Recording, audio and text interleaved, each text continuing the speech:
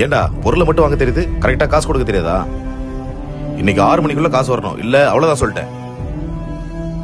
டேய் யோகா, அண்ணே நேரா சரவணம் கடைக்கு போ. ஒரு 25,000 ரூபாய் பணம் கொடுப்பான். கம்மியா கொடுத்தானா வாங்காத, நேரா ஓனருக்கு ஃபோன் பண்ணுங்கன்னு சொல்லிட்டு வந்துட்டே இரு. சரிங்கண்ணே. அண்ணே ஆ? போனோடனே சொன்ன பணத்தை அக்கௌண்ட்ல போட்டு விட்டாங்கண்ணே. ஆ. அப்புறம் மெட்டீரியல் வந்த பாக்ஸ் எல்லாம் இடத்த குப்பையை அடைச்சிட்டு கிடக்குது. அதெல்லாம் மூட்டை கட்டி எடுத்துட்டு போய் வெளியே போடு. சரிங்கண்ணே. ஒரு வாரம் பஸ் பேருக்கு ஆச்சு. ஆனா நான் கைலாங்கல்ல தான் போட்டேன், குப்பை தொட்டில போல அண்ணனுக்கு தெரிஞ்சிச்சுன்னா என்ன தப்பா நினைச்சிருவாரோ. எதுக்கு ஒம்பு, அவர்கிட்டே கொடுத்துருவோம். அண்ணே அட்டையை குப்பை தொட்டில போடாம கைலாங்கல்ல போட்டேனே, பணம் கிடைச்சது, அதான் உங்ககிட்ட கொடுக்கலான்னு. அந்த பணத்தை நீயே வச்சுக்கோ. தேங்க்ஸ்ண்ணே. டேய், நான் கராரா பேசுவேன் தான், ஆனா எல்லார்கிட்டயும் இல்ல. இந்த பணத்தை ஒழுங்கா கொடுக்காதவன், கொடுக்கற காசை கம்மி பண்ணி கொடுக்கறவன் அவங்க கிட்ட மட்டும்தான். இந்த விஷயத்துல எல்லாம் இல்ல. இனிமே இந்த மாதிரி பண்ணாத.